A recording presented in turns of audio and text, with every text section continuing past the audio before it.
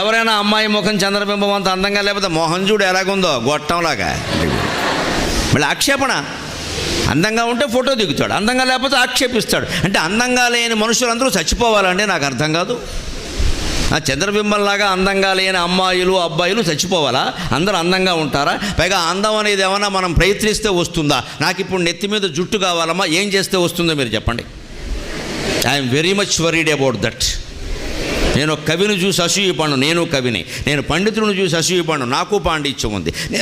నేను కోటీశ్వరుని చూసి అసూయపడను, నేను ఐశ్వర్యవంతుడు. నేనేం పేదవాడిని కాదు, నేను 10 మందికి దానం చేసే పరిస్థితిలో ఉన్నా. నేనేం పేదరికంలో లేను. నేను ఇంకొకళ్ళ అందాన్ని చూసి కూడా నేను అసూయపడను. నేను అందంగా ఉంటానని మా ఆవిడ చెప్పింది సార్, ఇంకెవరు చెప్పక్కర్లేదు. ఇంకెవరైనా చెబితే ప్రమాదం, ఆవిడ చెప్పకపోతే ప్రమాదం. నాకు చెప్పేసింది, గొడవలేదు. కానీ నెత్తి నిండా జుట్టు ఉన్నవాడిని చూసి నేను కుళ్ళిపోతాను. మీకేం తెలుసు? నాకు లేదు జుట్టు లేదు, బట్టతల అయిపోయింది, 10 ఏళ్ల క్రితం పోయింది, ఉంటే బాగుండు అనుకుంటానండి. ఎవడికి లేని దాని గురించి వాడు ఏడుస్తాడండి. మీకేం తెలుసు? నాకు ఉంది బాధ. కానీ ఈవేళ నేను 300 అష్టావధానాలు చేశాను, 10 శతావధానాలు చేశాను, సహస్రావధానం చేశాను. 20 రోజుల్లో ఇలా 1000 మంది విద్యార్థులు కాదండి, విద్వాంసులు కూర్చొని తెలుగులో సంస్కృతంలో రకరకాల ప్రశ్నలు వేస్తే వాళ్ళకి 20 రోజుల్లో 1000 పద్యాలు చెప్పి చివరి 21వ రోజున ఉదయం నుంచి రాత్రిలోగా 1000 పద్యాలు ఏకధాటిగా అప్పగించాను. దాన్నే సహస్రావధానం అంటారు. ఇంత ప్రయత్నం చేశాం. కానీ నేను సరస్వతీదేవి ఇంత చేశాను కదా అని ఆవిడ సంతోషించి, నీలా చేసిన వాళ్ళు రాష్ట్రం మొత్తం మీద ఎవరో లేరురా, నువ్వు ఉన్నావు, ఇన్ని పద్యాలు అప్పగించావు, సరస్వతీదేవి పరువు నిలబెట్టావయ్యా అని సరస్వతీదేవి కనపడితే నేనేం అడుగుతానో తెలుసా? నెత్తి మీద జుట్టు లేదమ్మా జుట్టి అని. నీకు నా బాధ నాది. అప్పుడు సరస్వతీదేవి ఏమిటో వేర్రేడు జుట్టు కోసం ఏడుస్తున్నాడు, ఇంత పాండిత్యం ఉండి కూడా. పోన్లే వాడు అడిగాడు కదా ఇద్దాం అని జుట్టు ఇచ్చి నా ఉపన్యాస శక్తి, నా ప్రవచన శక్తి, నా పద్యాల శక్తి మొత్తం పీకేసింది అనుకోండి. నా బతుకు ఏంటండి? నన్ను జుట్టు ఉంది కదా అని ఎవడన్నా పిలుస్తాడా? జుట్టు ఉన్నవాడు చాలామంది ఉన్నారు లోకంలో, అందరినీ పిలిచి మాట్లాడమంటారా? నాకు మాట్లాడడానికి వీలు కాదండి అన్న బతిమాలుతారా? వీళ్ళు ఎందుకు బతిమాలుతున్నారండి? మన వాక్కు గురించి కదా, వాక్శక్తి గురించి కదా, జుట్టు గురించి కాదు కదా. అంచేత లోపాలు వెతుక్కోవడం మొదలు పెడితే మనలో కూడా మనకు చాలా దొరుకుతాయి, ఇతరుల్లో ఇంకా ఎక్కువ దొరుకుతాయి. సరిగ్గా మీరు దేవుడు ఎలాంటి వాడో మీరు గమనించండి. మా చిన్నతనంలో దేవుణ్ణి ఆరాధించిన విధానం వేరు, ఇప్పుడు ఆరాధిస్తున్న విధానం వేరు. ఇంతంత పెద్ద విగ్రహాలు మా చిన్నతనంలో తెలియవండి. మేము అన్నీ మట్టి బొమ్మలే చేసేవాళ్ళం. అది కూడా మట్టి మీద ముద్ర బల్ల అని ఉంటుంది, ధాన్యం రాసులకు ముద్ర వేస్తారు, రైతులకు బాగా తెలుసు. దాంతో ఓ ముద్ర వేసేవారు, అదే పెట్టుకునేవాళ్ళం. ఈవేళ మరి వినాయకుడిని చూస్తే అసలు మా చిన్నతనానికి ఎప్పటికీ పోలికే లేదు. ఇంత పెద్ద వినాయకుడు, అంత పెద్ద లడ్డు, అంత పెద్ద పందిరి, అంత పెద్ద ఊరేగింపు, నానా గొడవ. పైగా వినాయకుడు పందిలేమో కెవ్వు కేక పాటలు. వినాయకుడికి కేక్కి సంబంధం ఏంటి?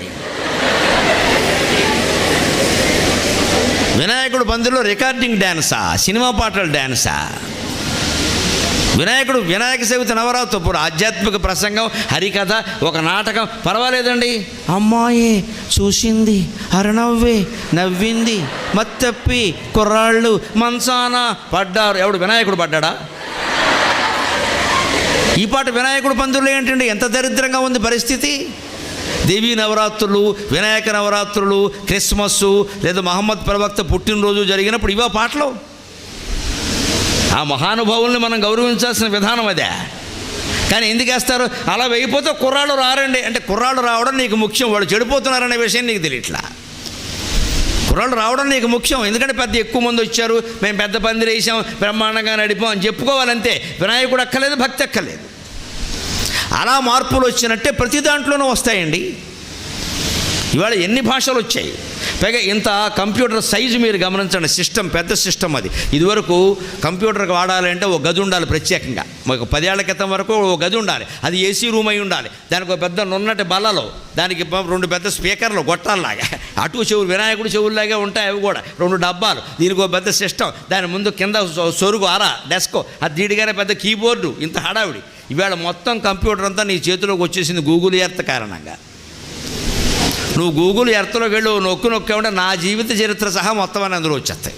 నా జీవితం కూడా. వికీపీడియాలోకి వెళ్ళినా లేదా వెబ్సైట్లోకి వెళ్ళినా గరికపాటి నరసింహరావు నువ్వు కొట్టు, ఇంకా వికీపీడియా కూడా ఏవో అబద్ధాలు చెబుతాడు. గరికపాటి నరసింహరావు అనుకుంటే నా వెబ్సైట్లు వస్తాయి, అందులోకి వెళ్ళి నొక్కామంటే నా బతుకంతా బట్టబయలే. నువ్వు చెప్పక్కర్లేదు అవన్నీ. నిన్న నేను విన్న ఆశ్చర్యకరం ఏంటంటే, మా మిత్రుడు ఒక ఆయన ఉన్నాడు, ఆయన నాకంటే పెద్దవాడు, ఆయనకి 70 ఏళ్ళు, నాకు 60 ఏళ్ళు. ఆయన పెద్ద ఆయన. ఆయన నిన్న నాకు ఫోన్ చేసి, నిన్న సెప్టెంబర్ 14 కదా, నాకు ఫోన్ చేసి ఏమంటే నరసింహరావు గారు ఇవాళ మీ పుట్టినరోజు కదా, శుభాకాంక్షలు అన్నాడు ఆయన నిన్న. నేను వాస్తవంగా 14th అనేది నేను జరుపుకోను. ఇంగ్లీషు తేదీల ప్రకారం మేము పుట్టినరోజులు జరుపుకోం. మా ఇంట్లో తెలుగు తిథుల ప్రకారం జరుపుకుంటాం. ఆ ప్రకారం భాద్రపద శుద్ధ పాఠ్యమి, వినాయక చవితి ముందు పాఠ్యమి, అది సెప్టెంబర్ 10 వెళ్ళిపోయింది. నాకు నిన్న ఆయన ఫోన్ చేస్తే ఆశ్చర్యమై, ఇవాళ ఫోన్ చేస్తున్నారు ఏమిటండి మీరు, నేను డేట్స్ ప్రకారం జరుపుకోను కదా అంటే ఆయన ఏమన్నాడో తెలుసా, ఇవాళ కూడా నాకు గుర్తు లేదండి, మా మనవడు చెప్పాడు మీ పుట్టినరోజున అన్నాడు.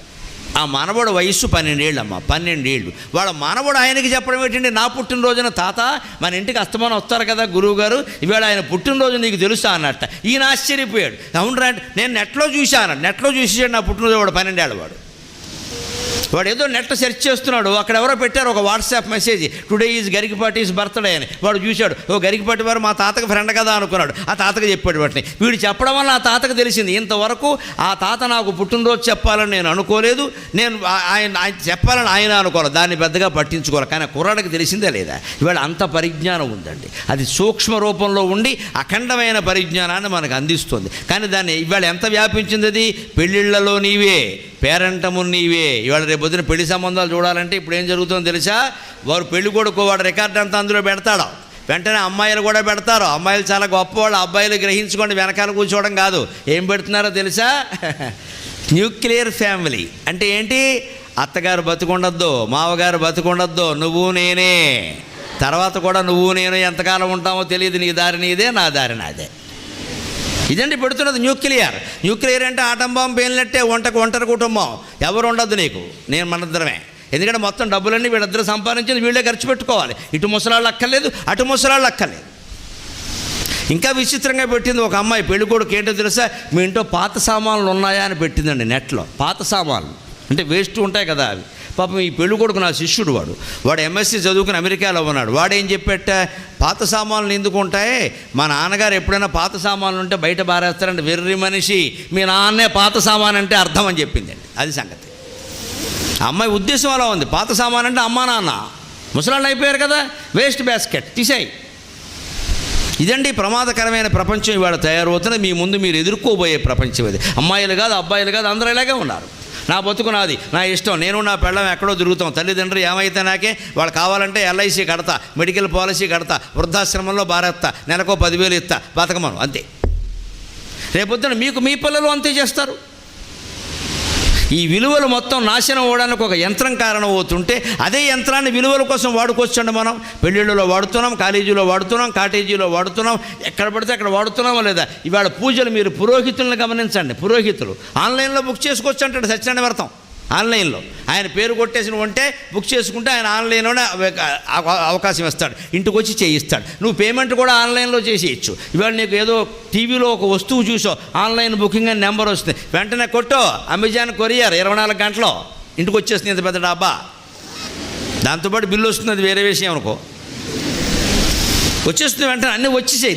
ఈ వ్యవస్థ వల్ల ఏమైంది అంటే, దాన్ని దైవంగా భావించకపోవడం వల్ల దుర్వినియోగం గురవడం. అంటే ఏంటో తెలుసా, నువ్వు టీవీలో ఒక వస్తువు చూసావు, వెంటనే నీకు కొనాలనిపించింది, రెడీగా ఉండడం వల్ల నువ్వేం చేసావు, నీ ఫోన్ తీసుకుని నొక్కావు, అది ఇంటికి వచ్చేసింది, అంతేనా. అదే రెడీగా లేకపోతే ఏం చేస్తావు, అంత అవసరమా, అది అవసరమా, అంత డబ్బు మన దగ్గర ఉందా, కొనకపోతే ఏమైనా నష్టమా అని అడుగుతావు, ఇంట్లో అడుగుతావు. పెద్దవాళ్ళు చెబుతారు, అవసరమో కాదో చెబుతారు, మానేస్తావు. అన్నీ అందుబాటులో ఉండడం వల్ల ఏమైంది, అన్నీ అవసరమే అనిపిస్తూ ఉంటాయండి. మన మనస్తత్వం అటువంటిది. అందుకని దాన్ని మార్చుకోవాలి ముందు మనం. కాలేజీల్లో ఉన్నా, కాటేజీల్లో ఉన్నా, జాతకాలు చెప్పే చోట ఉన్నా, రోగి దగ్గర ఉన్న, ఆసుపత్రిలో చాలా అవసరం అండి. మెడికల్ రికార్డ్ అంతా ఉంటుంది, వెంటనే అందులో అంతా ఉంటుంది ఖచ్చితంగా. నువ్వు వీళ్ళ కాగితాల్లో జాగ్రత్త చేసుకోవాల్సిన పని లేదు, కంప్యూటర్లో మొత్తం ఉంటుంది. ఒక నొక్కు ఆటం బాంబులు కూడా రిమోట్ బాంబులు కనిపెట్టి, వాడెక్కడో ఇరాక్లోనో ఇరాన్లోనో ఉండి కొండ గుహలో ఉండి ఓ నొక్కుతాడు, ఆ బాంబు మన ఇంట్లో పేలుతుంది, ఇక్కడ మన వినాయక చవితి పందిరిలో పేలుతుంది. అటువంటి టెక్నాలజీ రాబోతోంది. ఇది ప్రమాదమా ప్రమోదమా ఉపయోగించుకోవడాన్ని బట్టి ఉంటుంది. అందుకని మీ దగ్గర ఉన్న స్మార్ట్ ఫోన్ ఇవాళ ఒక 20 మంది తప్పితే మిగిలిన వాళ్ళందరూ వాడుతున్నామని చెప్పారు కాబట్టి మీ అవసరాలకి మీరు వాడుకోవచ్చు. అది అత్యవసరమా కాదా అని చెప్పడానికి నేను సరిపోను. నేను మీ వయసులో ఉండి నేను చదవడంలా అది మీ తల్లిదండ్రులు మీరు చూసుకోవాలి. కానీ అంతిమంగా నేను చెప్పదలుచుకున్నది ఏమిటి అంటే దాన్ని ఒక దైవంగా భావిస్తే వినాయక నవరాత్రులు వినాయక 9 రోజులు మాత్రమే వినాయకుడికి దండం పెట్టుకుంటాం చేసుకుంటాం. రోజు వినాయకుడికి దండం పెట్టుకుంటే కానీ కథలను అనుకోం కదా, ఇంకేదో చూసుకుంటాం, ఇంకో దేవుడు పెట్టుకుంటాం, అంతే కదా. కంప్యూటర్ను దైవంగా భావించినప్పుడు వినాయక నవరాత్రులు ఎంత భక్తిగా గౌరవంగా జరుపుకుంటామో గూగుల్ ఎర్త్తోనూ స్మార్ట్ ఫోన్తోనూ కంప్యూటర్తోనూ నెట్వర్క్తోనూ నడిపించే వ్యవహారాలు కూడా అంత గౌరవంగా అంత బాధ్యతగానే నడవాలి. అలా నడిస్తే నిజంగానే మీకు ఈ వయస్సులో దాన్ని ఉపయోగించుకోగలిగితే చాలా ఉపయోగిస్తుంది. మీకు ఏ సమాచారం కడిగినా ఇవాళ ఎవరిని అడగక్కల్లా. డిక్షనరీలో ఒక పదానికి మీనింగ్ కావాలి, ఇంగ్లీష్ మాస్టర్ని కానీ నన్ను కానీ నువ్వు అడగక్కర్లేదు, వెంటనే అందులోకి వెళ్ళిపోవచ్చు, నువ్వు చూసుకోవచ్చు, అభ్యంతరం వెళ్ళ. అలాంటి ఉపయోగాలకు మనం చేసుకోవాలి. ఎక్కడైతే తప్పు ప్రయోజనంగా వినియోగించబడుతుందో జీవితానికి ఇబ్బంది అవుతుందో అక్కడ మానేయాలి వెంటనే. అది మనం గ్రహించుకుని వినియోగించగలిగితే బాగుంటుంది. అందుకే నేను మళ్ళీ మొదలుపెడుతున్నా, ప్రబోధ వినయ వివా. జ్ఞానం ఉంటే సరిపోలేదు, వినయం ఉండాలంటే application to your own life.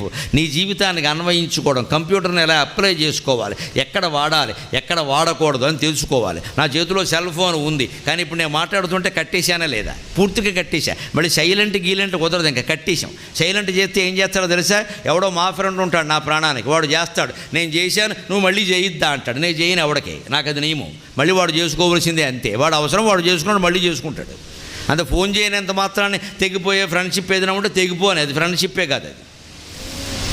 అటువంటివన్నీ మనసులో పెట్టుకుంటే వ్యవహారాలు నడవండి. మన పని మనకు ఖచ్చితంగా నడవాలంటే ఖచ్చితంగా ఉండాల్సిందే అంతే. అలాంటి అలవాటు మీ దగ్గర ఉన్న స్మార్ట్ ఫోన్ల విషయంలో కూడా మీరు ఉండండి. అంతేగాని క్లాసులో కూడా దాన్ని పెట్టుకుని, ఆటల్లో కూడా దాన్ని పెట్టుకుని, బయటికి వెళ్ళినా కూడా దాన్ని పెట్టుకుని నిమిషానికి చూసుకుంటూ ఉంటే మొత్తం చదువు చెడిపోదండి.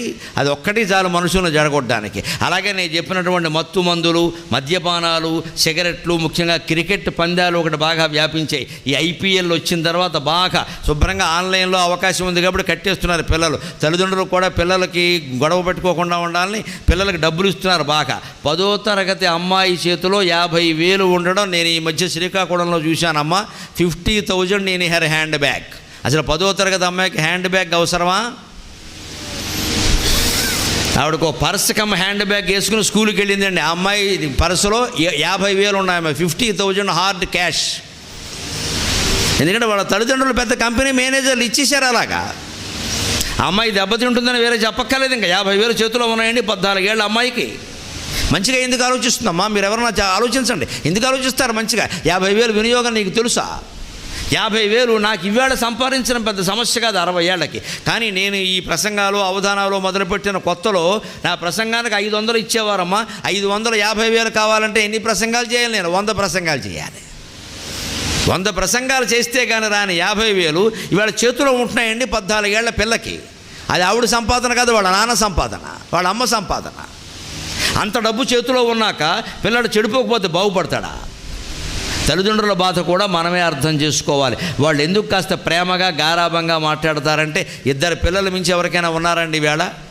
2 ఆడపిల్లలు, 2 మగ పిల్లలు, లేకపోతే మగ ఆడ, 2 కదా. ఎందుకు వచ్చింది ఒక్క పిల్ల ఒక్క పిల్లాడు? వాళ్ళని బాధపడితే మనకేమొస్తుంది? వాళ్ళు అడిగిందల్లా ఇచ్చేద్దామని ప్రేమతో ఇస్తున్నారండి వాళ్ళు. ఆ ప్రేమను మనం దుర్వినియోగం చేసుకోకూడదు. అందుకే నేను కంప్యూటర్ని దైవంగా భావిస్తూ దండగానే చెప్పా. చివరిగా ఒక్క మాట, విద్య ద్వారా మీరు ముందు మీ జీవితాన్ని నడుపుకునే విధానం నేర్చుకోవాలి. వినయం అంటే అది. అలాగే అది ఉద్యోగం అదే వస్తుంది. ఉద్యోగమా, వ్యాపారమా, వ్యవసాయమా, ఏదైనా చేసుకోవచ్చు, అది వస్తుంది. తర్వాత దానివల్ల మన ధర్మాన్ని మనం సక్రమంగా నిర్వర్తించగలిగి ఉంటాం.